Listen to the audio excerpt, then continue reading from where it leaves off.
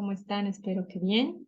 Vamos a continuar con las clases de esta segunda parte, que es la parte de bienestar general. Un poquito recordando todo lo que hemos visto antes con Adela Cortina y con Amartya Sen, que son los dos autores que van a darnos líneas, si se quiere, en esta segunda parte, ¿no? Hemos partido con Adela Cortina, que nos reflexionaba sobre el hecho de que no es fácil llegar a acuerdos respecto del bienestar general y de lo que aquello implica. Les hacía yo el ejercicio, ¿no? Y les decía que si es que nosotros nos ponemos a discutir sobre qué es el bienestar general, sería distinta cada una de las percepciones que tienen ustedes, ¿no? De repente algunos dirán que es tener ingresos económicos, otros dirán que es tener una vida familiar estable, ¿no? Tener salud, etcétera, o tener un buen trabajo, no sé, ¿no? Y ahí van variando las percepciones que tenemos de bienestar general. Entonces, Adela Cortina nos va a decir que efectivamente no es sencillo llegar a acuerdos, a consensos respecto de esta idea, pero que no por eso hay que dejarla de lado, ¿no? Sino que hay que hacer el intento de llegar a esos acuerdos, porque ahí va a haber un proceso de enriquecimiento también de las ideas que tengamos. Si es que podríamos reunirnos todos los del curso y dialogar un poco en torno a estos temas y preguntarle a cada uno de ustedes qué piensa respecto de lo que es bienestar general. De repente ahí tendríamos muchas ideas, ¿no? Encontraríamos personas con las que coincidimos, con las que diferimos totalmente, pero nos daríamos cuenta de por qué piensan de esa forma, ¿no? Si alguien dice que bienestar general tiene que ver con salud, diríamos, ¿por qué piensas que tiene que ver con salud? ¿No? Y nos dirá, porque si es que no tienes salud, por ejemplo, ¿no? No tienes salud, no puedes vivir tranquilo, no puedes conseguir tus objetivos, etcétera. Entonces, ahí es donde poco a poco se van encontrando, si se quiere, algunas de las ideas en torno a esta gran idea de bienestar general, ¿no? Es decir, aparte de la subjetividad, sí, que es evidente, igual tenemos que discutirla, ¿no? Tenemos que debatirla.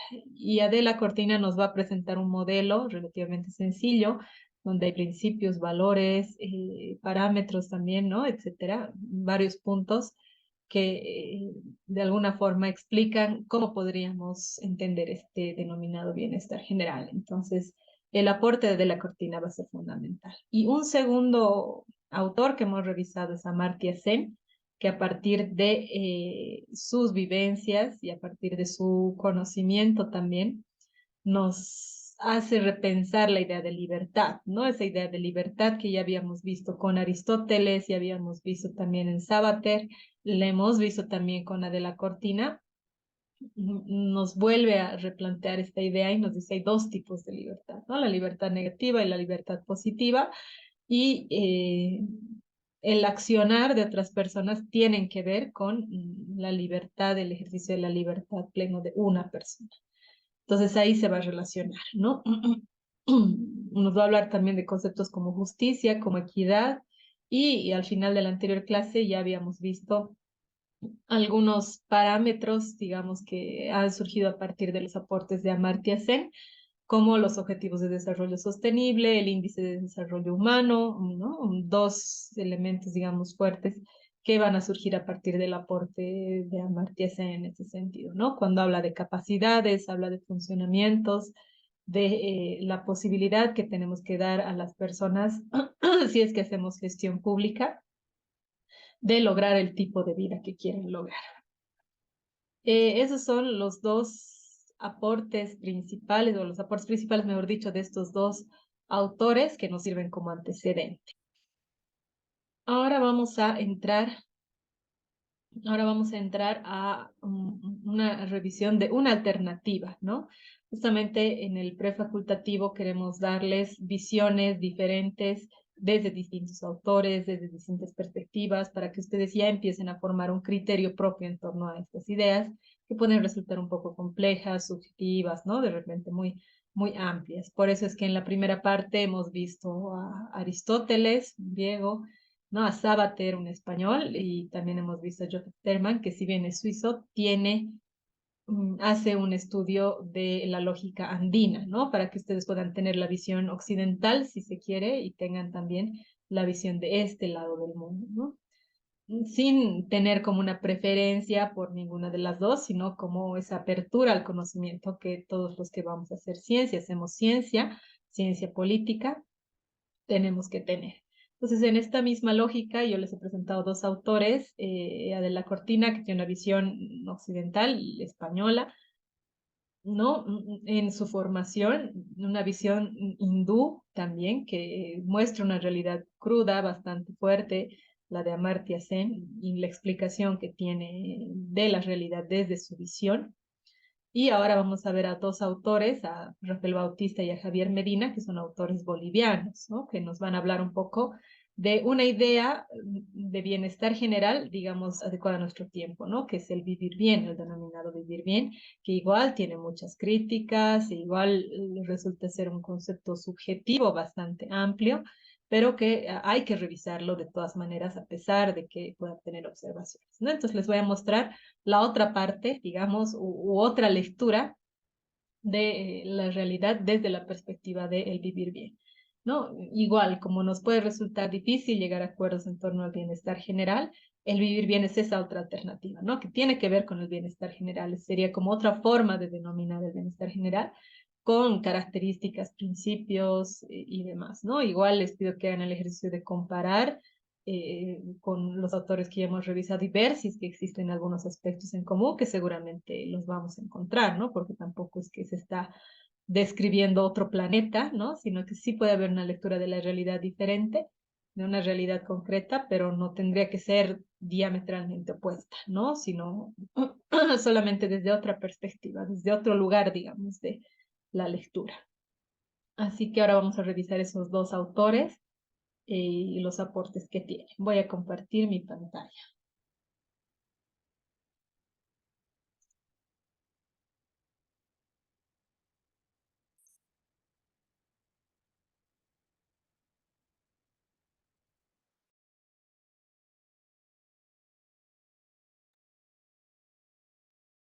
Bien, empezamos con Rafael Bautista, que nos va a dar pautas sobre el sentido significativo, lo que él denomina, ¿no? El sentido significativo de el vivir bien. Un poco como antecedente, Rafael Bautista nace en La Paz, es paceño, boliviano, 1968, según que no es tan mayor, ¿no? Es escritor boliviano, además escribe poesía, hace música, escribe ensayos, ¿no? No solamente hace análisis político, que es también uno de sus fuertes, sino también hace arte y eso es interesante porque puede tener poesía y música social fuerte también, ¿no? Ha estudiado economía y filosofía, entonces tiene dos componentes científicos de la ciencia, digamos que le permiten tener, fundamentar las ideas que presenta, ¿no? Pero al mismo tiempo, justamente por eso, sus ideas pueden resultar un poco complejas, un poco abstractas, ¿no? Subjetivas, y es recomendable que lo leamos con detenimiento, con cuidado también, y voy a tratar de que la explicación sea lo más liviana posible para que podamos llegar claramente a su pensamiento, ¿no? Él va a hacer una crítica fuerte al modelo capitalista y a la lógica del vivir mejor, es decir, va a comparar esta idea del vivir bien versus el vivir mejor, ¿no? Y ahí es donde va a ser la crítica al modelo del vivir mejor como un modelo competitivo y depredador, nos dice, ¿no? Afirma que la crítica al sistema surge inevitablemente de la toma de conciencia, es decir, que nosotros somos parte de un sistema capitalista, y que si es que no somos críticos de esta realidad y la asumimos tal como viene, entonces no vamos a pensar en alternativas, ¿no? Sino que nos vamos a quedar con esta forma de vivir y de ser. Entonces, si es que se plantean nuevas alternativas, es porque se ha tomado conciencia de la realidad concreta que no es la ideal, ¿no? Donde hay desigualdad, donde se vulneran derechos, donde hay injusticias, donde hay pobreza, ¿no? Entonces, si es que somos conscientes de todo eso, podemos pensar en otras alternativas, nos dirá Bautista. Como alternativa, él nos presenta el vivir bien, que no es un vivir exclusivo del ser humano, dice él, sino un modo de vivir responsable con la vida. Y aquí vamos a encontrar relación directa con la idea de ética de la filosofía andina de Joseph Sternberg, ¿no? Es decir, esta segunda parte, esos autores tienen que ver o se explican, digamos, tienen una base sobre esos principios que hemos revisado con Joseph Sternberg, ¿no? Entonces es bueno recordarlos. Un modo de existir en comunidad con la vida que aspira a asegurar el bienestar de todos, incluidos los menos privilegiados.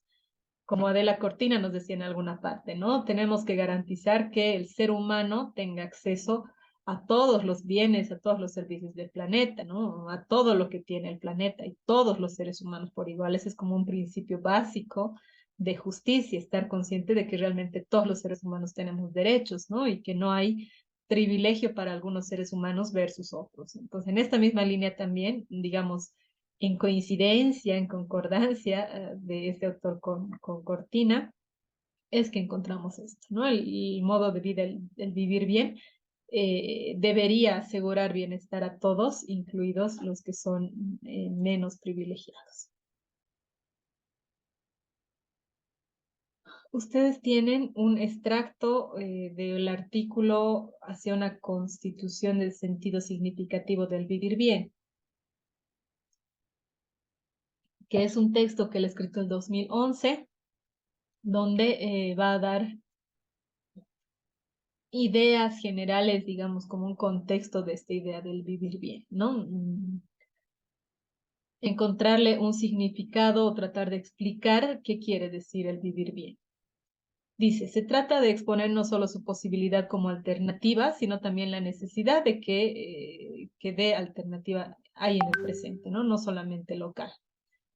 Es decir, que existe pensar el vivir bien como una posibilidad, pero una posibilidad actual, ¿no? En el presente, por eso no digo que sino también la necesidad que de alternativa hay en el presente, que representa una opción, ¿no? Ahora, y no solamente a nivel local, y en eso van a coincidir con el siguiente autor que vamos a revisar, a Javier Medina, sino mundial, ¿no? Es decir, que el vivir bien podría ser una alternativa para todo el mundo, no solamente para Bolivia, no solamente para los países andinos o solamente para Latinoamérica, ¿no?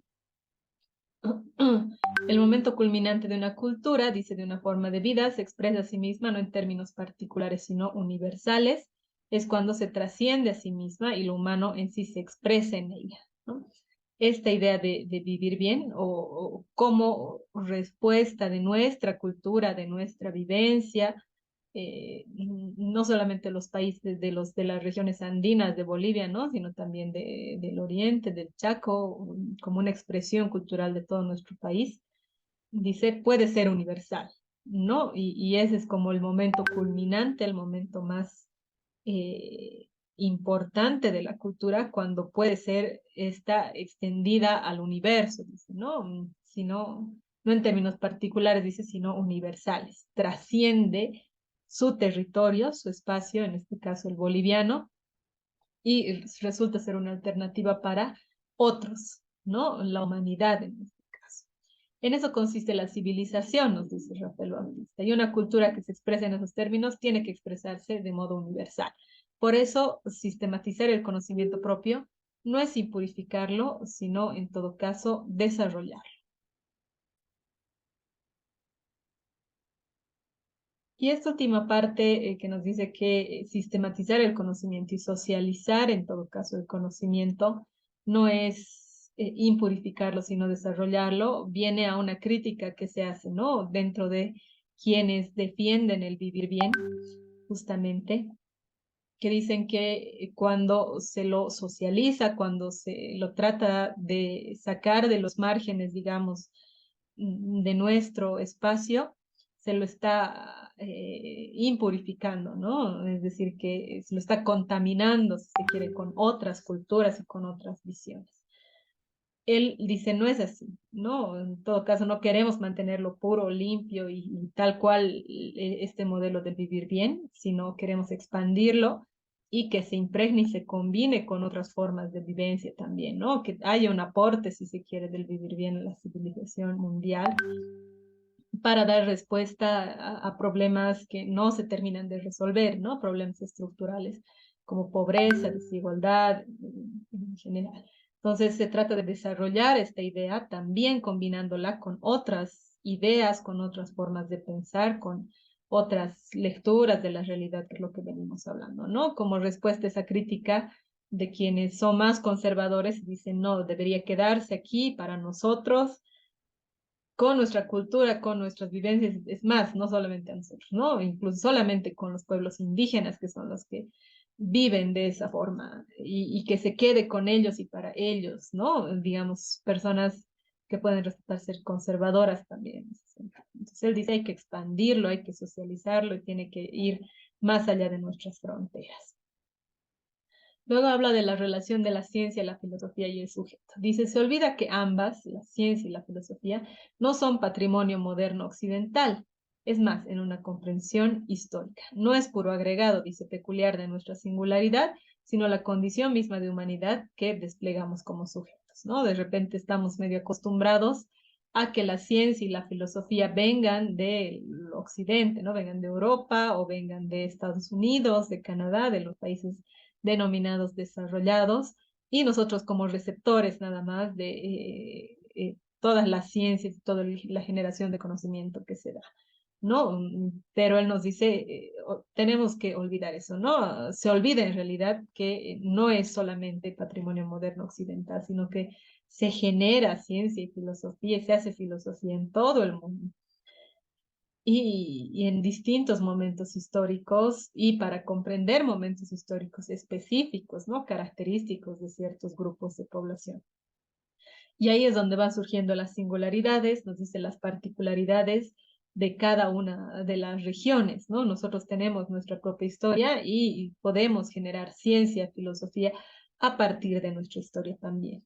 No hay sujeto sin autoconciencia de ser sujeto, ¿no? Y esta frase es fuerte, es contundente también. Eh, en cualquier lugar, en cualquier región, en el caso particular de Bolivia, ¿no? Nosotros somos sujetos en el momento en el que somos conscientes de que somos sujetos, ¿no? De que tenemos nuestra característica, nuestras características propias, que estamos viviendo en un momento histórico determinado en un territorio que tiene ciertas características económicas, políticas, sociales, culturales, etc. Entonces tenemos que estar conscientes de eso, ¿no? Y esto yo lo amplío a un poquito a lo cotidiano, ¿no? De que ustedes igual estén conscientes del momento en el que están viviendo. De repente, claro, quien decide estudiar ciencia política está mucho más consciente de esa realidad, ¿no? Por eso es que se anima a entrar a una carrera de este tipo, porque conoce, porque sabe, porque se interesa respecto a lo que está pasando en la coyuntura del momento histórico en el que está viviendo, ¿no? Es mucho más consciente de esos aspectos y por eso es que asume, toma la decisión de entrar a una carrera como esta, ¿no? Eh, el hecho de que hayamos pasado una pandemia, el hecho de que hayamos pasado una situación de crisis política, de crisis económica, que estemos en un momento muy complejo socialmente, ¿no? Donde el tejido social de repente se está resquebrajando un poco, se está lastimando, son momentos históricos importantes y ustedes, así jóvenes, ¿no? De repente 16, 17, 18 años, un poco más jóvenes en la pandemia, ¿no? 15, no sé, hasta 14 de repente, tienen que estar conscientes de este momento histórico y de la situación en la que se están desarrollando y están creciendo, ¿no? Y están eligiendo una carrera como la que están eligiendo. Si todos pudiéramos estar conscientes de eso, es decir, saber cuál es el momento en el que estamos viviendo, ahí podríamos ser sujetos y darnos cuenta de que tal vez podemos hacer un poco más por la realidad, ¿no? Y aportar en general al bienestar, si se quiere, general del mundo desde nuestra posición y desde el momento en el que estamos. Entonces, esta frase va a ser clave, no hay sujeto sin autoconciencia de ser sujeto, eh, y no solamente a nivel individual, ¿no? Sino a nivel mucho más grande de grupos, ¿no? Los pueblos indígenas conscientes de sus usos, sus costumbres, las formas de vida que tienen, ¿no? Como un sujeto histórico, pueblo indígena, ¿no? Los jóvenes del área urbana, igual como un sujeto, igual podríamos englobar, ¿no? Un sujeto social también, conscientes del rol que tenemos. Entonces, sujetos a nivel individual, a nivel grupal, ¿no? Sujeto como Bolivia, como país, como bolivianos, en un contexto latinoamericano o en un contexto americano, no solo latino, ¿no? En un contexto mundial, etcétera. Entonces, siempre tenemos que estar bien conscientes de eso. Y el vivir bien, dice, constituye en ese sentido el modo de existir donde se reúne la identidad y el horizonte trascendental que estructura éticamente al sujeto como comunidad de vida. La característica que nos va a plantear Rafael Bautista en la línea de Joseph Sterman también y Javier Medina es que el vivir bien refleja una comunidad de vida, ¿no? Es decir, estar en armonía, no solamente con la vida con otros seres humanos, que sí ya es un gran avance, ¿no? Tratar de estar armónicamente viviendo con otros seres humanos, sino con otros seres vivos además, ¿no? Es decir, con la naturaleza, con los animales, con las plantas, el medio ambiente, no la forma de explotación, si se quiere, de la tierra, del consumo de alimentos, etcétera. Entonces, hay una comunidad, dice, ¿no? Hay una comunidad con la vida misma, un respeto a la vida misma, y eso igual va a estar explicado por los principios que hemos visto de la filosofía, ¿no? El vivir bien. Se esperaría que todos vivan bien, seres humanos en cualquier momento de la historia, en cualquier lugar del planeta, lo mismo con los animales, las plantas, el medio ambiente, la naturaleza, etcétera, ¿no? Una comunidad de vida.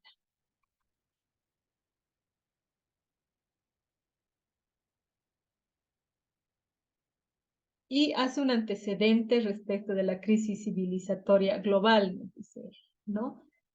Ya que el vivir bien puede ser una alternativa a esta crisis civilizatoria global. Dice entonces, el contexto en el cual se produce la reflexión acerca de lo que significa el vivir bien es la crisis civilizatoria global del sistema mundo moderno.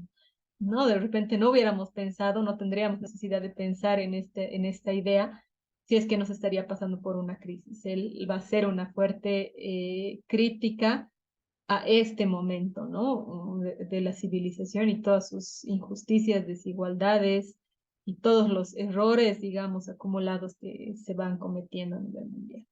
Dice, un cambio de paradigma se hace apremiante, ¿no? Es necesario un cambio para poder resolver problemas que actualmente no se resuelven. Ante los diagnósticos actuales que muestran, dice de modo fehaciente, que hay un dato contundente que nos presenta, ¿no? Las consecuencias globales de un patrón de desarrollo que no solo subdesarrolla al 80% pobre del planeta, sino que destruye la capacidad regenerativa de la naturaleza, ¿no? Hay dos componentes fuertes, digamos, dentro de la crítica que él va a hacer a este patrón de desarrollo actual, ¿no? El modelo capitalista también, que le va a llamar después, que hace pobres a los pobres, ¿no? Y hace más pobres a este 80% de la población, dice, ¿no? Del planeta, mientras, claro, ese 20% se va enriqueciendo, pero excesivamente, ya en un nivel de opulencia, ¿no? Extrema, mientras el 80% de la población del planeta se va volviendo extremadamente pobre y cada vez más, ¿no? Por un lado. Ese es el resultado, un resultado, dice él, de este patrón de desarrollo. Pero por otro lado, va destruyendo la capacidad regenerativa de la misma naturaleza, ¿no?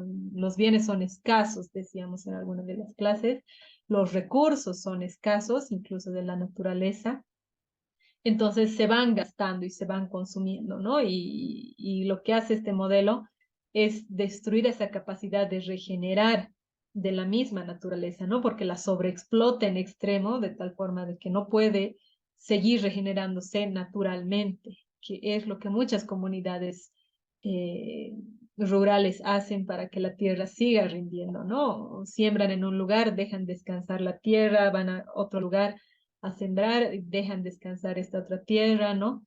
Utilizan productos orgánicos, además, y no la agotan y no la exprimen demasiado a la tierra y a la naturaleza, pero eso no es lo que pasa en la mayor parte del planeta, ¿no? Sino que se va pensando en el consumo actual, se olvida el consumo futuro y se explota y sobreexplota demasiado la naturaleza. Entonces, no se puede regenerar, ¿no? Y cada vez hay menos recursos y obviamente estos recursos se van concentrando en manos de los más ricos, dejando cada vez en pobreza a los más pobres. Es un círculo vicioso que él nos plantea también como la principal crítica que va a hacer, ¿no?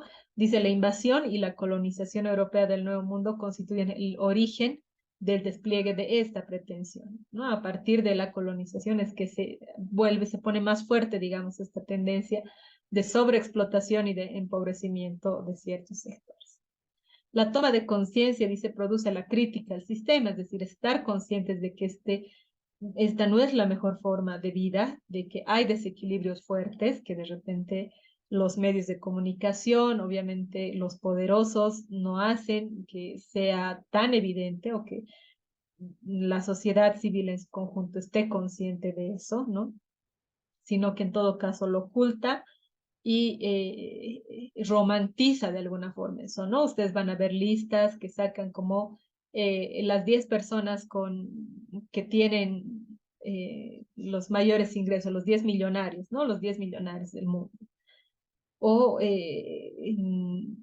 los países que más recursos tienen, ¿no? Ese tipo de cosas como sinónimos de éxito, si se quiere, ¿no? Entonces mucha gente ve y dice, ah, o hay programas, ¿no? Casas de los famosos, o cómo viven los famosos, ese tipo de cosas que romantizan estas desigualdades, ¿no? Y cuando hablamos de romantizar, queremos decir que te muestran en bonito algo que realmente es malo y que está mal y es feo, ¿no? Está mal, es un desequilibrio. Cuando te muestran esas 10 personas que son las más ricas del mundo, por ejemplo, ¿no? Será bueno saber cuáles son las 100 personas más pobres y en qué condiciones viven, ¿no? Y qué tan diferentes son estas dos personas para en este mismo momento, en este mismo periodo de vida, en este mismo tiempo, tienen que padecer o tienen que tener vidas tan diferentes, ¿no? Una de extrema opulencia, de ingresos, lujos, ¿no? Excesos además de uno u otro tipo, y otras personas que mueren de hambre, que mueren de sed, que no tienen servicios básicos, que no tienen una vivienda, ¿no? ¿Qué ha tenido que pasar para que estas dos personas sean tan distintas, ¿no? O qué decisiones han tenido que tomar. Es efectivamente decisiones que han tomado ahora o son herencias también de sus padres, de sus abuelos, ¿no? De decisiones que han tomado los padres, los abuelos, etcétera. ¿Qué suerte han tenido que tener para que, obviamente, los más ricos viven en Europa, en Estados Unidos y en otros países ricos versus los más pobres que viven pues en otros continentes pobres, ¿no? La misma suerte de haber nacido en un país u otro hace que existan esos dos grupos extremos. Entonces, ahí nosotros tenemos que estar bien conscientes de eso, ¿no? De qué ha podido pasar para que estas diferencias sean tan radicales, qué ha hecho bien uno y qué ha hecho mal otro, ¿no? O al revés. Entonces, es necesario, dice, la toma de conciencia. Y cuando estemos conscientes de eso, nos vamos a poder dar cuenta que hay una falla en el sistema mundo, ¿no? Y es necesario hacerle una crítica a ese sistema y no esperar, digamos, o creer que todo está bien, tal como está dado. Dice, pero no se trata de criticar por criticar, sino de una evaluación ética de todo el sistema. Y es bueno, y por eso es que también se incorpora esta materia al prefacultativo, que ustedes ya empiecen a pensar de esta manera, incluso antes de entrar a la universidad, ¿no? Que sean capaces de cuestionar y ser críticos permanentemente al sistema mundo, ¿no? Que cuando vean una persona pobre y vean una persona extremadamente rica, se cuestionen y digan, ¿por qué? ¿Eso está bien? ¿Eso está mal? ¿Qué ha pasado? ¿No? O cuando en la universidad se encuentran en condiciones diferentes con sus compañeros, ¿no? De repente ustedes en una mejor situación económica o en una situación económica no muy buena, igual se cuestionen y digan, ¿qué ha pasado? ¿No? ¿Qué tan diferentes somos como para que tengamos modos de vida tan distintos. Y es que ahí nos vamos a dar cuenta de que en muchos casos no es pues culpa de uno, ¿no? Sino es todo el antecedente histórico, familiar, las condiciones en las que han nacido, el lugar en el que han nacido, las oportunidades que se les han ido presentando en el camino, etcétera, que han hecho que las brechas se vayan haciendo más grandes, ¿no? Básicamente, todos los fallos de este sistema que no ha sabido dar respuesta a todos los seres humanos, lo que nos decía Zen, ¿no? Que el sistema debería dar la posibilidad de que todos los seres humanos puedan llevar el tipo de vida que quieran llevar. Pero eso no pasa, ¿no? Eso no ha pasado. Y por eso es que es necesario hacer esa crítica al sistema mundo y estar consciente de cuáles son sus errores, ¿no? Y obviamente desde nuestra carrera y desde las menciones que elijamos, vamos a ver que es posible hacer ciertos cambios, ¿no? Desde la gestión pública, desde la gerencia política, en las relaciones internacionales con otros países, etcétera, para tratar de ajustar algunas de estas fallas del propio sistema, ¿no? Pero tenemos que partir de ser críticos de este sistema desde una perspectiva ética, nos va a decir Rafael Bautista.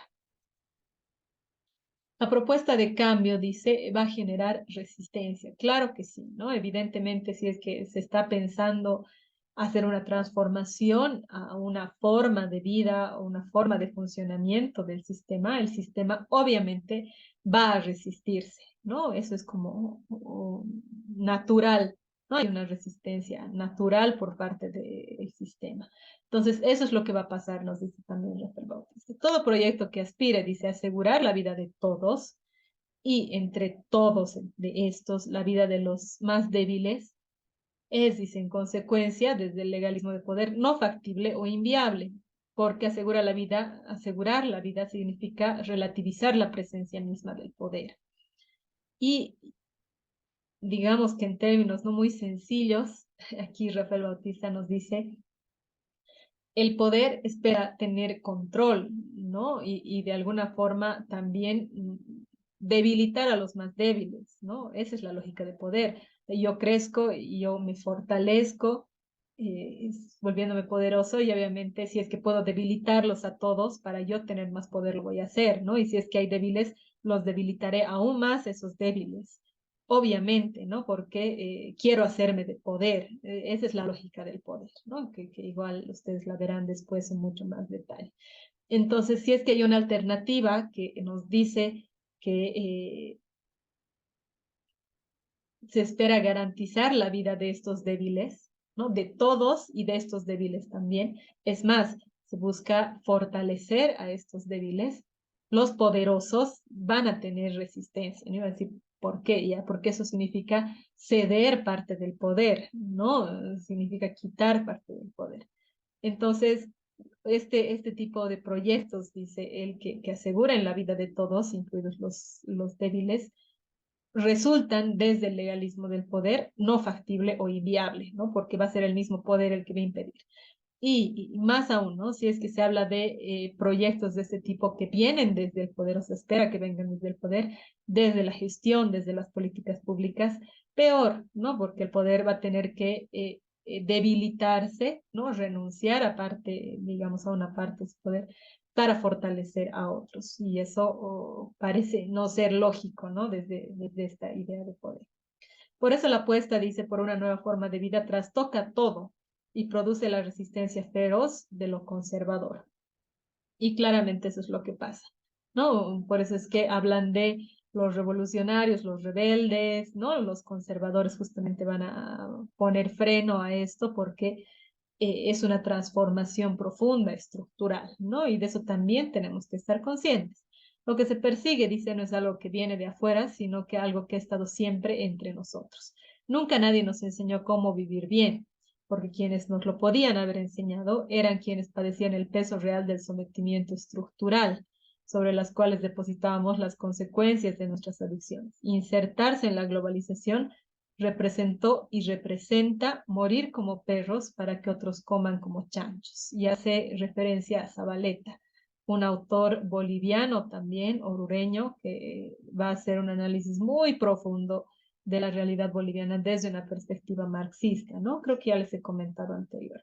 Y esta frase es muy fuerte, de hecho es bastante crítica, ¿no? Morir como perros para que otros coman como chanchos. Muestra las desigualdades, ¿no? De ciertos grupos de la población que trabajan toda su vida, que siempre están con restricciones y tienen que restringir también a sus familias por cómo se dan las condiciones en el planeta, mientras ellos están aportando y trabajando para que otros grupos de personas eh, cre- acumulen, si se quiere, su riqueza y tengan un modo de vida eh, de extremos, ¿no? De excesos, opulento, es decir, los dos extremos, ¿no? Y estos dos grupos hacen pues que este sistema fallido funcione de alguna forma, ¿no? Porque estos que trabajan y que se esfuerzan y que de repente tienen muchas restricciones económicas, mueven el sistema para que estos sigan acumulando riqueza y las brechas de desigualdad se hagan cada vez más grandes. Por otra parte, aquí nos dice, nunca nadie nos ha enseñado a vivir bien, dice, porque quienes podían enseñarnos han tenido un sometimiento estructural, ¿no? Y obviamente eso viene desde la colonia, es decir, que todos esos principios de vivencia, esa forma de vida de antes, han sido eliminados por quienes han venido a colonizar y han traído sus propios principios, valores éticos y demás, ¿no? Y obviamente año tras año de sometimiento y de ejercicio del poder, si se quiere, por parte de la colonia, y ya una vez que fuimos república con todo ese antecedente también, entonces resulta difícil acordarnos o recordar cómo era ese vivir bien, ¿no? De antes. Él nos dice, siempre está entre nosotros, ¿no? No viene de afuera, pero a veces recordarlo puede resultar muy difícil porque ha habido un sometimiento estructural por siglos, ¿no? Entonces nos hemos olvidado cómo vivíamos antes, ¿no? Cómo era este denominado vivir bien. Recuperar horizonte de sentido. Él nos dice que tenemos que recuperar ese antecedente, ¿no? Que tenemos que recordar, si se quiere, lo que era el vivir bien. El vivir bien, dice, es el horizonte que da sentido a nuestro caminar, el proceso hacia lo que tendemos. No es una invención de laboratorio de escritorio, sino lo que permanece como sustancia en todas nuestras luchas, ya no solamente como luchas emancipatorias criollas, sino como lo que inclusive las ha hecho posible, las revueltas de liberación indígena. ¿No? Tiene una tendencia marcada este autor, sí, en una línea más catarista, indigenista, ¿no? Efectivamente, pero lo que nos dice es que no es un invento teórico, ¿no? Sino que han habido comunidades hace años que han vivido de esta forma y que viven, dice, ¿no? Todavía que incluso es posible que hayan hecho, que nos hayan permitido en su momento liberarnos de la colonia y que en algunas comunidades todavía se mantiene, ¿no? Vivir en armonía con la naturaleza, con otras comunidades, entre la gente, ¿no? Sus formas de resolución de conflictos, etcétera. No es que se ha perdido del todo y no es que esta idea del vivir bien esté como imaginaria, ¿no? O teórica, sino que se ha vivido y todavía se vive, ¿no? Está entre nosotros, y sí, no es una invención, sino que está presente y permanece, ¿no? En nuestras luchas. Por eso pervive, dice, entre nosotros aquello que somos como horizonte, el vivir bien. El vivir en Aymara, el Camaña, es cualificado, dice, por el bien, el suma, ¿no? Por eso se habla del suma Camaña. Es decir, no solo se trata de un vivir cualquiera, sino de lo cualitativo de vivir, de lo bueno, ¿no? De la vida. Por eso el suma no solo es lo bueno, sino lo dulce, la vida se mide de modo ético y de modo también estético, ¿no? Son dos componentes que va a tener del suma, del denominado suma, ¿no? Lo ético y lo estético. Lo ético en términos de principios, de valores, lo bueno, pero también lo estético, que lo relaciona como lo dulce, ¿no? Lo agradable de la vida. Recuperar nuestro horizonte de sentido no es entonces un volver al pasado, sino recuperar nuestro pasado, dotarle de contenido al presente desde la potenciación del pasado como memoria actuante. A veces la redacción de Rafael Bautista resulta un poco pesada, ¿no? De repente también porque trata de darle algo de poema, etcétera, en su redacción, pero vamos a tratar de enfocarnos un poquito más en el contenido, ¿no? Dice, no se trata de volver al pasado tal cual, dice, ¿no? Sino recuperar todo ese conocimiento y esa vivencia del pasado y traerla al presente, ¿no? Y ver cómo la adecuamos al presente o qué cosas podemos rescatar de ese pasado en nuestro presente. Es decir, qué principios podemos recuperar de ese pasado que nos permitan explicar y dar respuesta a problemas de nuestro presente, ¿no? Potenciar, dice, ese pasado como memoria actuante, ¿no? Tener recuerdos y tener esa memoria de nuestro antecedente, pero que nos sirva para actuar ahora, en el presente. Eh, Esto igual va a surgir a propósito y también de críticas que hay de algunos conservadores que como manual, ¿no? Estos eran los principios valores antes de la colonia y se trata de imponer eso en nuestro tiempo, ¿no? Cuando en nuestro tiempo ya estamos en un mundo globalizado, cuando la tecnología ha entrado a todos los aspectos de la vida, ¿no?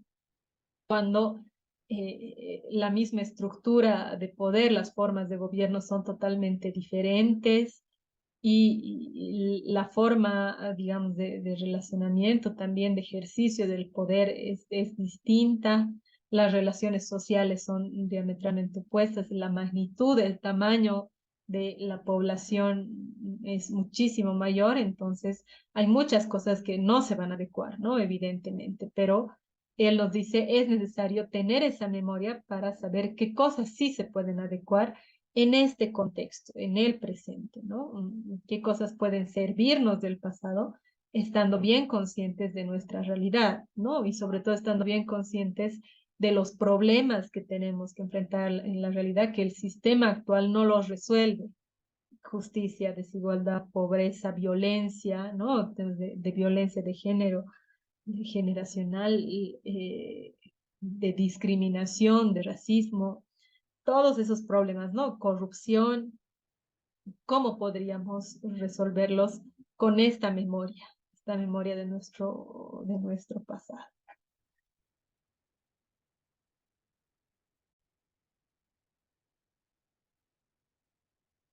En esta parte, Rafael Bautista va a hacer una comparación entre el vivir bien y el vivir mejor, como formas de bienestar general, ¿no? O alternativas, si se quiere, de visiones de bienestar general, el vivir bien frente al vivir mejor. Dice, el vivir bien no es un vivir exclusivo del ser humano, sino el modo de vivir responsable con la vida misma. No es el centro de atención del ser humano, no es importante efectivamente, pero eh, el ser humano tiene que ser responsable con la vida en todas las formas de representación de la vida, ¿no? Animales, plantas, naturaleza. Mm, Y eso es lo que va a expresar o va a defender el vivir bien, dice Rafa. La maximización de la codicia produce un paradigma de vida, dice el vivir mejor. Maximización de la codicia, ¿no? En economía usamos el término de maximización de utilidades, maximización de beneficios, pero es interesante cómo plantea él esta teoría que, digamos, podría parecer neutra, ¿no? En el caso de la economía. La maximización de la codicia, y está poniéndole como un valor negativo, ¿no? A esta maximización de beneficio-utilidad. La pregunta inevitable, dice, cuando hablamos de vivir mejor, es, ¿qué significa mejor? ¿Mejor que quién? ¿No? ¿O mejor que qué? Mejor que como vivíamos antes, mejor que otras personas, ¿no? Mejor que nuestro pasado, que el pasado de otros, es inevitable. Entonces la competencia, dice, se convierte en un indicador de este vivir mejor, porque el vivir mejor ya te da ese parámetro de competir respecto de algo, ¿no? Como les digo, puede ser respecto de uno mismo y de su vida pasada, respecto de otros con los que nos estamos relacionando, etcétera, pero ya hay un componente de competir, ¿no? Porque espero vivir mejor que viví antes, vivir mejor que viven estas otras personas, vivir mejor. Tener más significa despojar, ¿no? Y aquí igual este elemento va a ser fundamental. Yo soy si tú no eres. La vida del individuo ya no consiente la vida de los demás, condiciona de la vida de uno, no es la vida del otro, ¿no? Condición de la vida de uno, perdón, no es la vida del otro. Eh, a propósito de lo que decíamos de los recursos escasos y de los recursos que no son ilimitados versus las necesidades y la codicia en este caso que podría serlo, es que si es que yo estoy mejor, alguien podría estar peor, ¿no? Porque le estoy quitando, no directamente, digamos, ¿no? Como robarle, pero no directamente, pero le puedo estar quitando ingresos, trabajo, bienes, servicios a alguien porque estos son limitados. Entonces, tener más, nos dice él, significa despojar a otro, ¿no? A otra persona, que como les digo, podríamos ni conocer ni saber dónde está, pero le podríamos estar despojando, ¿no? De algo en función de sus condiciones. Entonces, no vivimos ya en torno al otro, ¿no? Sino vivimos en torno a uno mismo y a tratar de estar mejor todo el tiempo.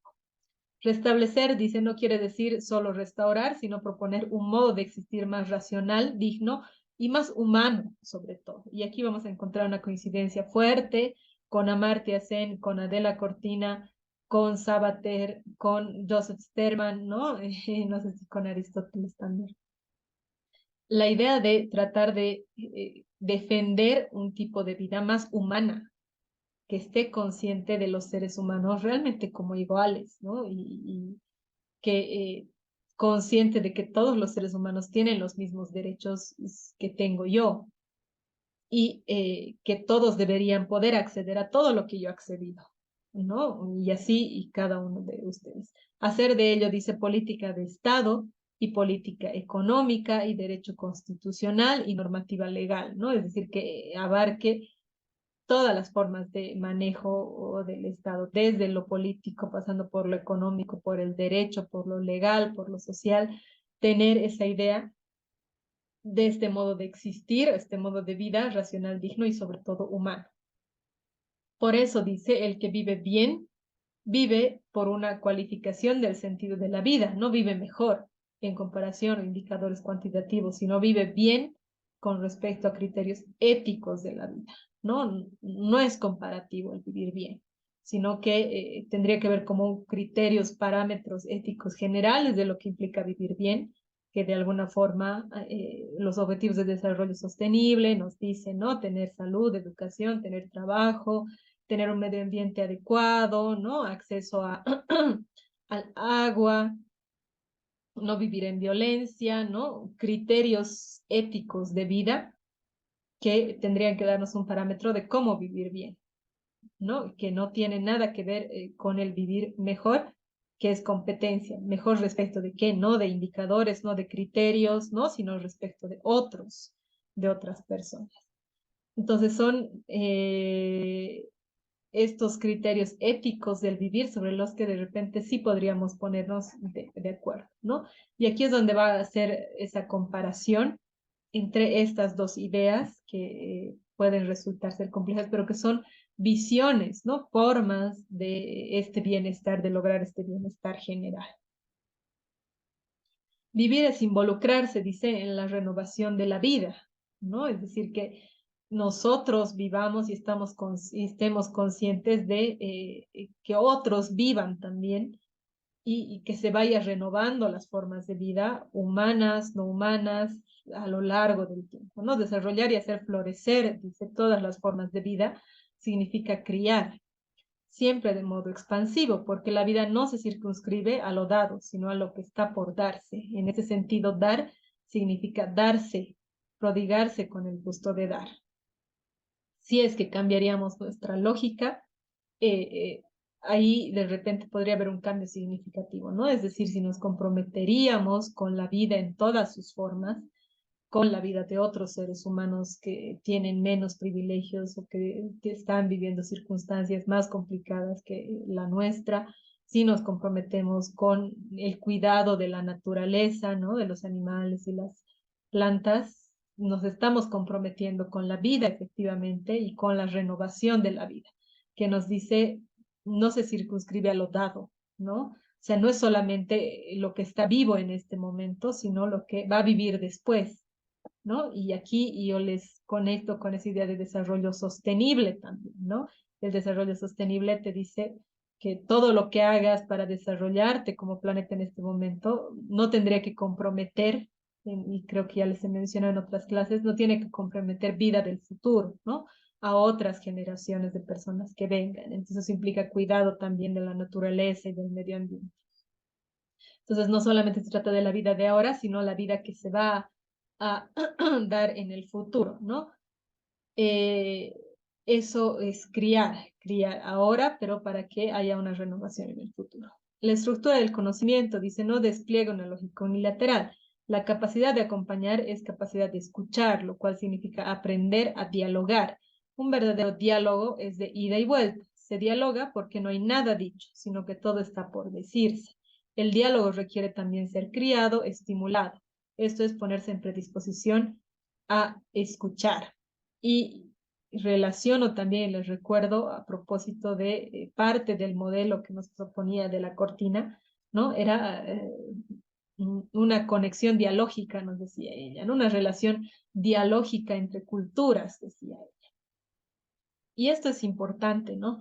Porque cuando dialogamos, cuando no está todavía nada establecido y hay cosas por decirse, hay cosas por escuchar, hay cosas por decir, hay cosas por aprender, por asimilar y por crear en última instancia, ¿no? Después del diálogo es que se puede dar un salto cualitativo respecto de ideas que podríamos tener todos nosotros. Compartimos en el diálogo todas esas ideas, ¿no? Lo que me estás diciendo, lo que te estoy diciendo, y vamos construyendo, o puede ser comunes acuerdos, otros debates, ¿no?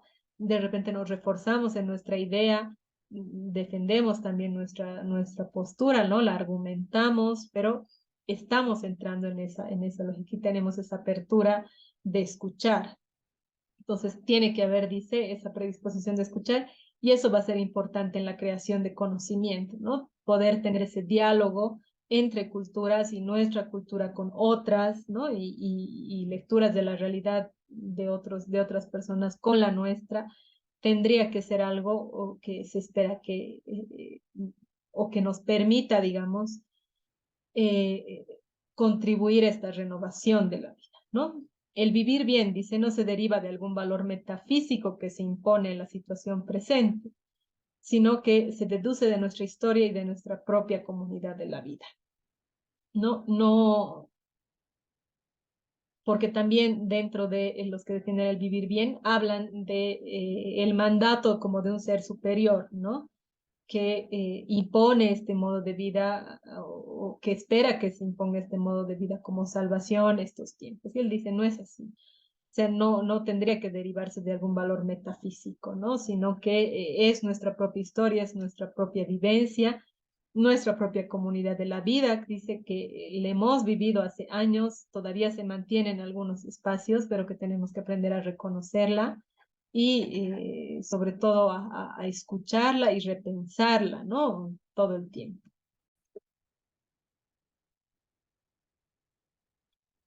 Finalmente nos presenta la idea de justicia. La justicia, dice, es lo que se hace presente como crítica de este y demanda la necesidad de su transformación, cuyo norte queda indicado por esa ausencia presente en el grito de un sujeto plural que retornando sobre sí se descubre digno y con la autoridad moral de reclamar justicia. Este sujeto plural del que habla Rafael Bautista seríamos todos los que estamos conscientes de esta otra forma de vida, ¿no?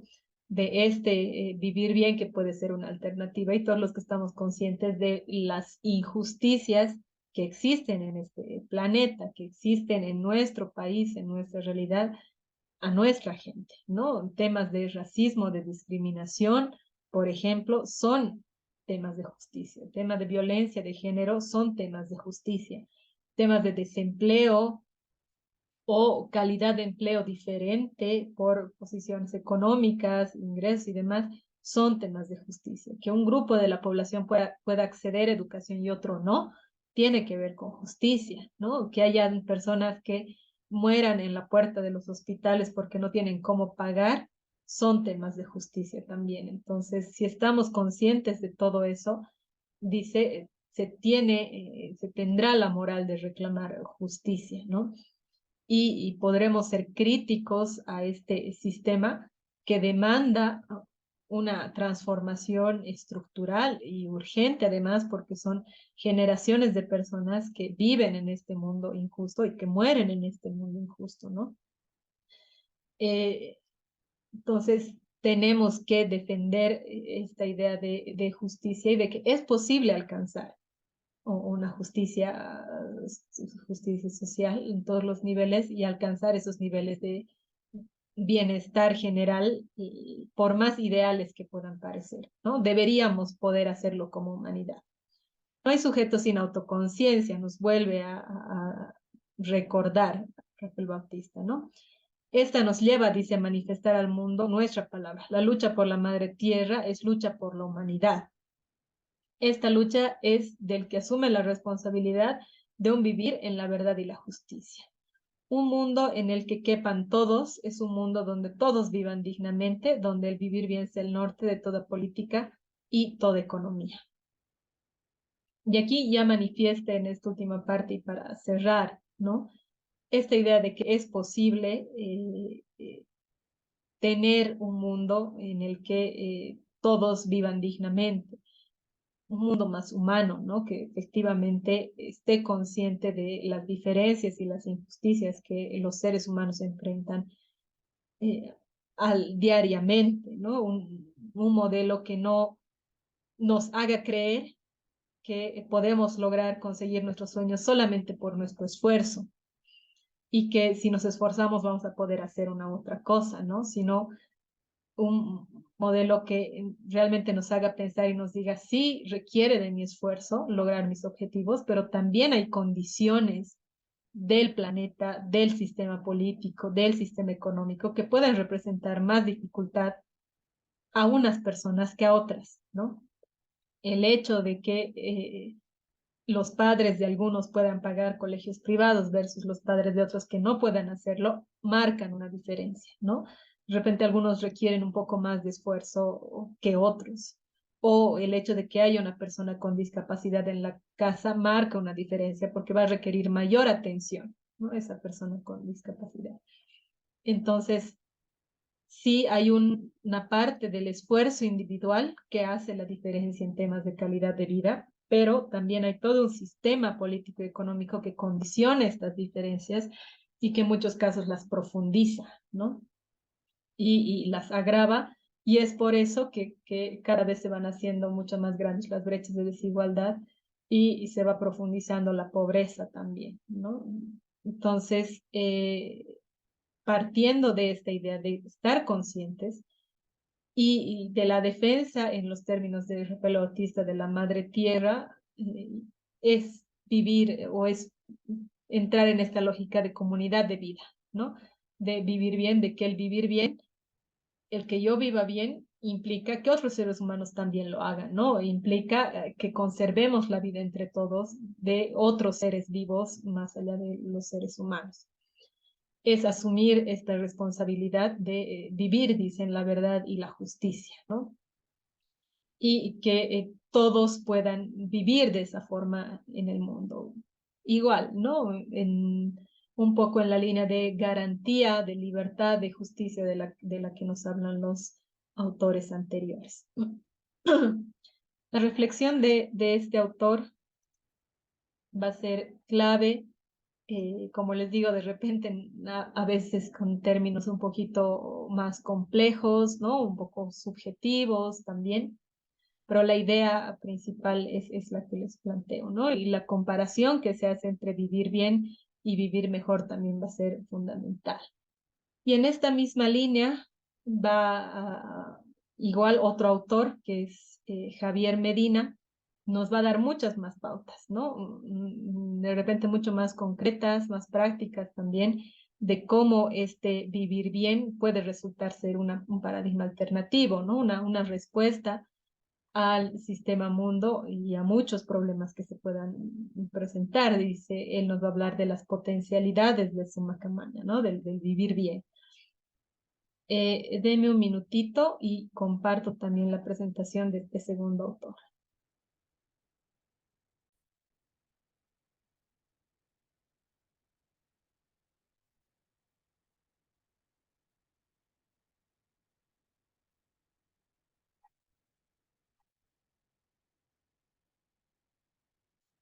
Dar al último autor del texto, de la materia. De hecho, vamos a hacer una revisión de una primera parte de este autor y en la siguiente clase vamos a terminar de cerrar un poco la idea, ¿no? Es Javier Medina y una reflexión sobre las potencialidades para el Suma Camaña, entonces, para el vivir bien.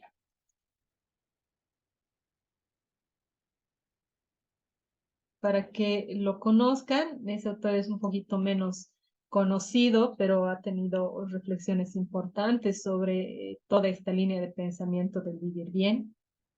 Eh, Sobre todo en artículos, no en ponencias, en exposiciones, y es bastante claro en la representación, un lenguaje mucho más amigable tal vez que de Rafael Bautista, el anterior autor que hemos visto, que podría ser un poco más filosófico, incluso poético, les decía, ¿no? Él es más concreto también, un poco más objetivo en la presentación de sus ideas, pero va en la misma línea de Rafael Bautista, más o menos. Javier Medina es cientista social, es boliviano y igual va a ser una comparación entre visiones de Oriente y Occidente, ¿no? Y también va a ser una revisión de el pensamiento boliviano, latinoamericano y su relación con el pensamiento oriental, ¿no? De la China, por ejemplo, y las cosas que tenemos en común con países orientales, señalando diferencias importantes en aspectos como la austeridad, el equilibrio, la armonía, la naturaleza y el trabajo.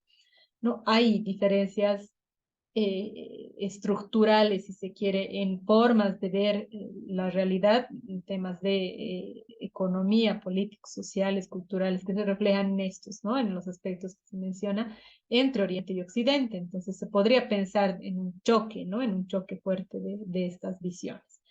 Pero él nos va a decir que no necesariamente tendría que darse un choque, ¿no? Que es posible, pero que en realidad podrían complementarse. Por otra parte, va a identificar las grandes potencialidades del Suma Camaña, que es el vivir bien en lo económico, en lo social, en lo político y en lo cultural. Y propone esta perspectiva como alternativa exportable en nuestra época, ¿no? Igual que Rafael Bautista, que dice que estemos conscientes de nuestra historia, de nuestros antepasados y de los principios, valores éticos de nuestro pasado, de esta idea de vivir bien. Estar conscientes de eso nos permite repensar el mundo desde esa mirada, ¿no? Y Javier Medina nos va a decir, y exportarla, además, ¿no? Como una alternativa a nuestra época. Tenemos que pensar nuestra realidad como alternativas de solución a los problemas de nuestra época, no solamente de nuestro país, no solamente de nuestro continente, sino del mundo. Nos anima, dice, a pensar el mundo, el bienestar, el denominado bienestar común o bienestar general, el vivir bien desde nuestra realidad concreta y nuestras potencialidades, sin negarlas, sino aceptándolas y entendiendo las particularidades, ¿no? Que eso va a ser fundamental. Es decir, estar consciente de que efectivamente podemos tener particularidades incluso en temas culturales, ¿no? Económicos, políticos y demás. Tenemos que aceptar esas particularidades e ir identificando las potencialidades que él nos va a mencionar también.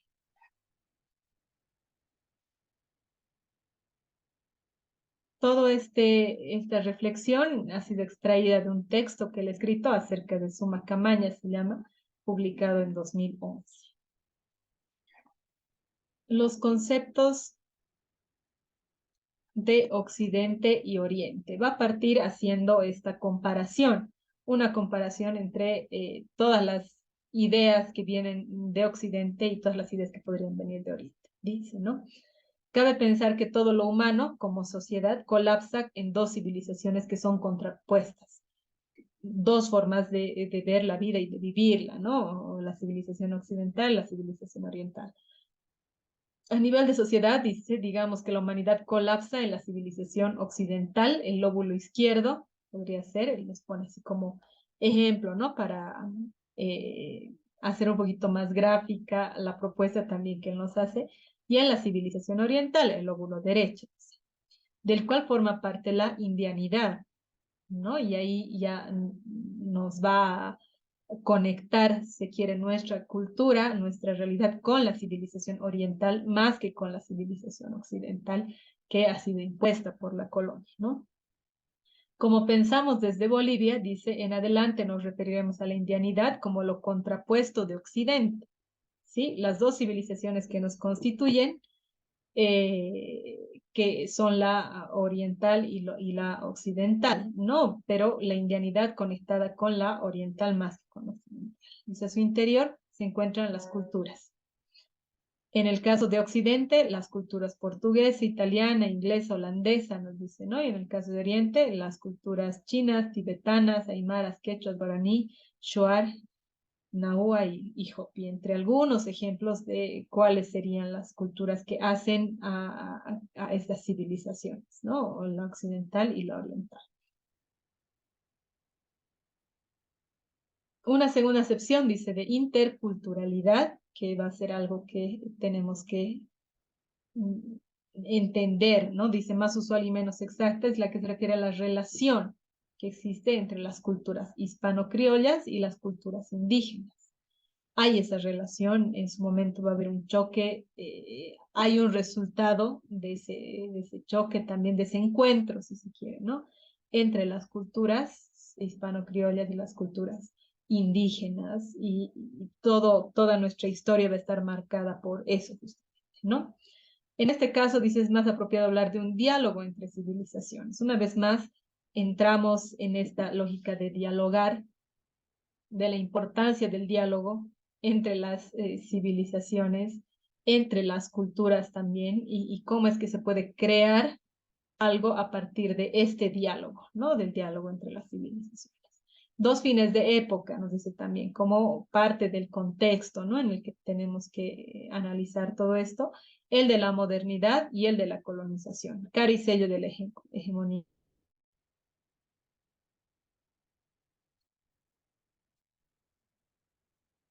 Y nos dirán que justamente son dos fines de época, el de modernidad, el de la modernidad y el de la colonización, como la cara y sello de la hegemonía euroamericana, que confluye en un cambio de era también, ¿no? En un cambio de época, si se quiere. Eh, aquí Javier Medina nos va a comparar estas dos formas de cultura, de civilizaciones, ¿no? Y entender que es necesario el diálogo entre estas civilizaciones en todo caso, ¿no? Sino, no precisamente el choque, la confrontación o la imposición de una por encima de la otra, ¿no? O la evaluación de cuál es mejor, cuál es peor o cuál puede resultar explicar, digamos, mejor una u otra alternativa.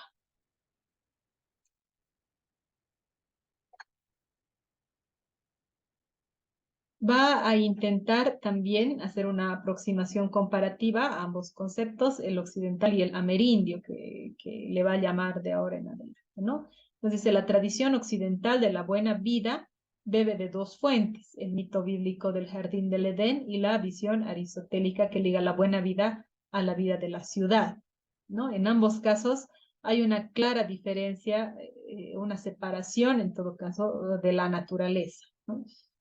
La vida humana, digamos, distinta, alejada o servida de la naturaleza, ¿no? Esta tradición occidental va a tener esa característica.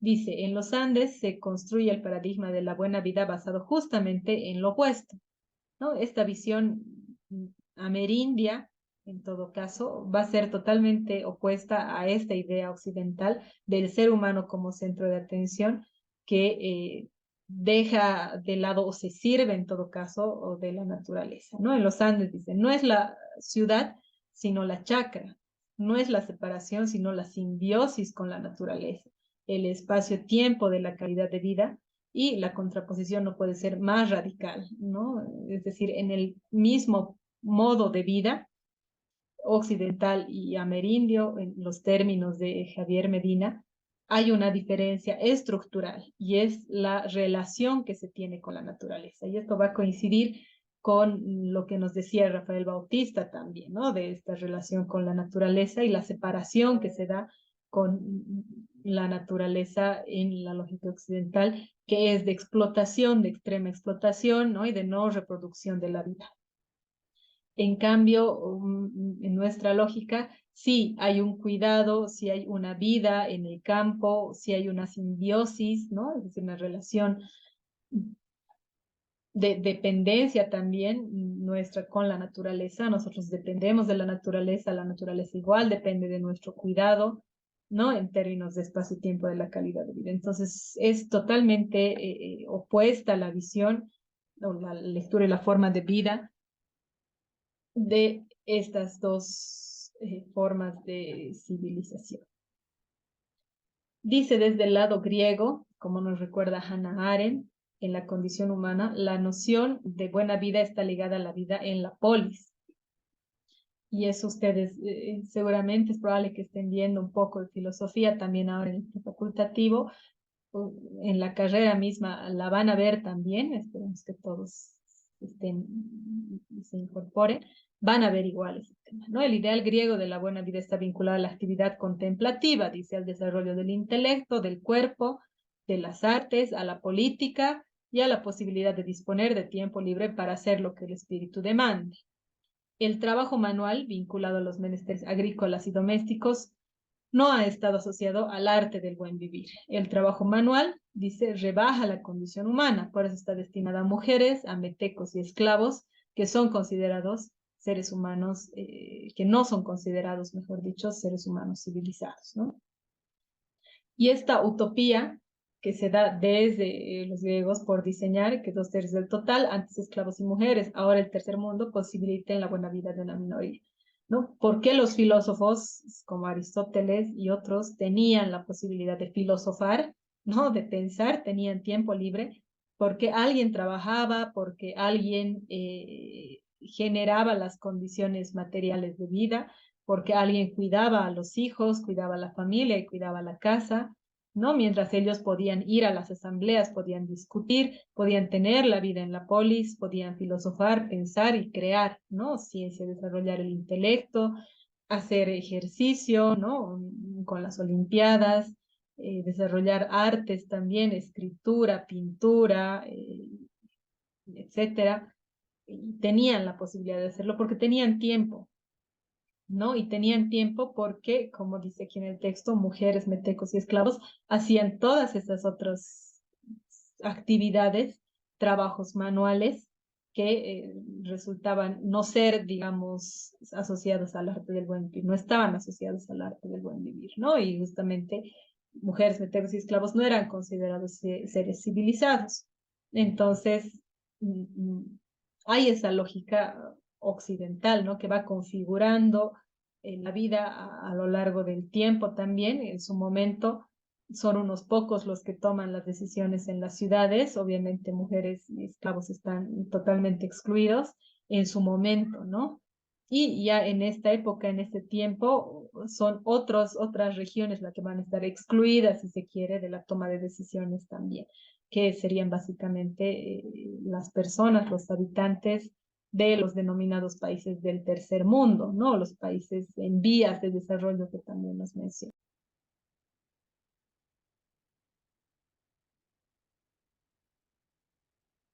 En este modelo, el que nos mencionaban a propósito los griegos, que el hombre está separado de la naturaleza, mente separada del cuerpo, campo de la ciudad, no es posible la buena vida para todos. Dice, el paradigma andino de unidad dual o de paridad, en cambio, es diametralmente opuesto, ¿no? Efectivamente, porque algunos tienen acceso a esa buena vida, quienes han tenido la posibilidad de nacer en ciertas condiciones, desde el hecho de ser hombre, por ejemplo, en los griegos, ¿no? Si eras mujer ya directamente estabas por fuera de la posibilidad de tener buena vida porque tus tareas estaban circunscritas al hogar, al cuidado de los hijos, a la familia y demás. Si es que nacías esclavo, lo mismo, ¿no? Tenías que dedicarte a la tierra, al trabajo, y unos pocos hombres acomodados tenían la posibilidad de tener esta buena vida. Entonces eso va a configurar una forma de ver el mundo, ¿no? y que en ese momento, digamos, se estructura de cierta forma, pero que en el tiempo va a terminar siendo un paradigma, una visión de mundo, ¿no? En el paradigma andino de unidad dual o de paridad, no es, esto es en cambio diametralmente opuesto, nos va a decir Javier.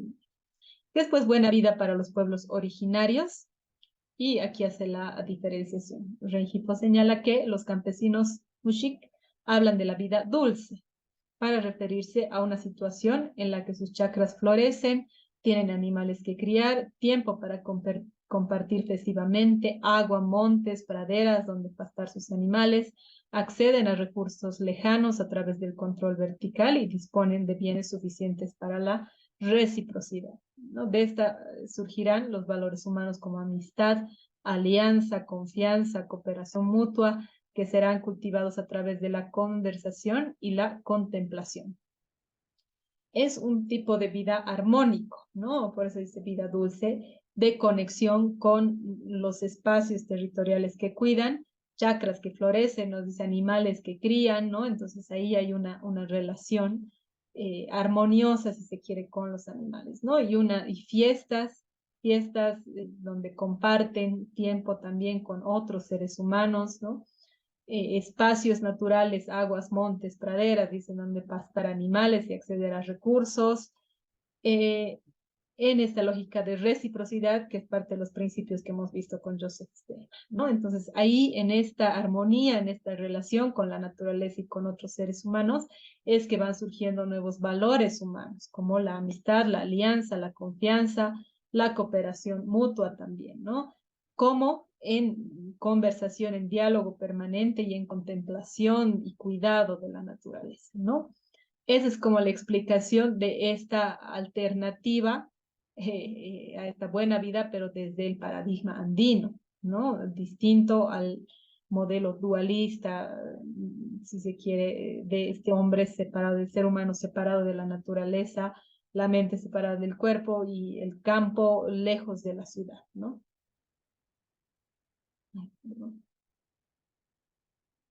En este concepto, dice, de vida dulce, mucha vida, dicen algunos aymaras, la agricultura no es un medio de vida o negocio, aunque proporciona ingresos monetarios.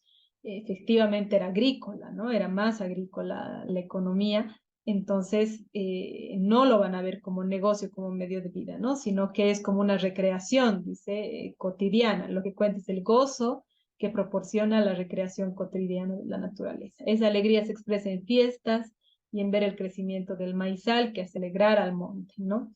Esa armonía con la tierra, ese cuidado, ese cultivo no es como sacrificio o no hay esa visión, ¿no? Desde la perspectiva de Javier Medina y de quienes estudian esa teoría, podría a nosotros parecernos diferente por las condiciones en las que se vive en el campo, ¿no? Que son condiciones sacrificadas, pero ellos nos muestran otra lectura de esa realidad. Dicen, ¿no? Esta alegría se expresa en fiestas que siempre tienen, ¿no? De agradecimiento a la Pachamama, igual de reciprocidad con otros, ¿no? En el cuidado de las chakras y demás. Entonces, ver el crecimiento del maizal, dice, hace alegrar el monte. Esa concepción de vida dulce es posible porque la cosmovisión andina no es antropocéntrica ni newtoniana, es ecológica y cuántica. Cuando hablábamos de los principios de la filosofía andina, nos dábamos cuenta de que esos principios no estaban centrados en el ser humano, ¿no? En el sujeto, en el individuo, sino en las formas de relacionamiento, decían, de todos los seres con todos los seres, ¿no? Del universo mismo, del ser humano con otros seres humanos, del ser humano con los animales, de animales con otros animales, ¿no? De naturaleza de plantas con animales, etcétera. Ese era el centro de atención, digamos, el centro de estudio también de la propia filosofía andina, ¿no? Este relacionamiento. Entonces, no va a ser antropocéntrica esta idea de vida dulce, ecológica, ¿no? Sino que va a valorar todas estas otras formas de vida también que se dan. El problema, dice Boliviano, es que las élites quieren que una civilización animista, cuyos valores son simbiosis, cooperación, equilibrio, crianza y conversación, equivalencia y agrocentrismo, funcione como una civilización monoteísta, separación Dios-hombre, naturaleza, libertad, progreso, desarrollo, individuo, acumular subjetividad, competir, dominar, razón instrumental, llevar su verdad hasta los confines del mundo y convertir a los infieles a su verdad para que el mundo sea como tú eres uno. La vida buena occidental excluye al trabajo, dice, pues es entendido como castigo. La vida dulce amerindia incluye al trabajo como algo bueno y positivo. Y aquí Javier Medina ya nos empieza a hacer como una introducción a una crítica que él hace a quienes tratan de imponer un modelo, ya sea occidental o ya sea amerindio, pero a la fuerza, ¿no? Es en esta lógica decir, ¿es este o es este otro? ¿No? Y cualquiera de los dos se impone por estos principios, ¿no? Porque se adecuan más, porque la teoría dice que es así, porque nuestra historia nos ha demostrado que puede funcionar por los argumentos que sean.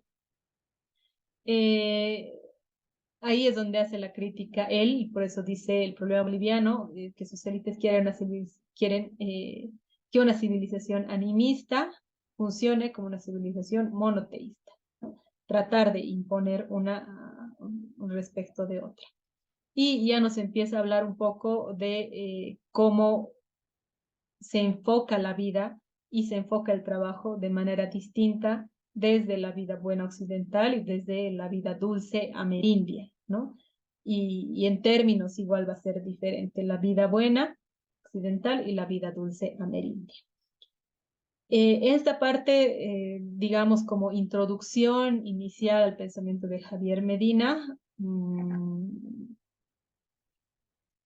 nos da ciertas pautas de su pensamiento y nos da ciertas pautas de la reflexión que nos quiere hacer respecto de estas dos civilizaciones, ¿no?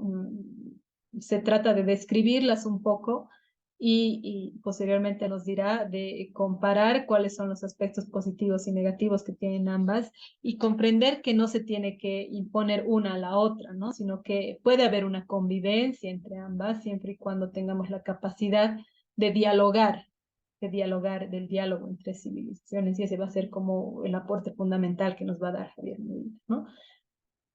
Esta parte quería darles como una introducción para conectar un poco con el pensamiento de Rafael Bautista, que era el anterior autor que hemos revisado, y que podamos reflexionar un poco estas ideas y abrirnos a estas propuestas que nos hacen estos dos autores, que de repente sí tienen algunos puntos en común con los que hemos visto antes, pero hay profundas diferencias de lectura, ¿no? Y de repente igual nosotros, ustedes, como personas críticas también tengan diferencias de estas posturas. Es bueno que las conozcan, es bueno que las reflexionen y que las estudien también como parte del bagaje de conocimiento que tienen que tener como politólogos.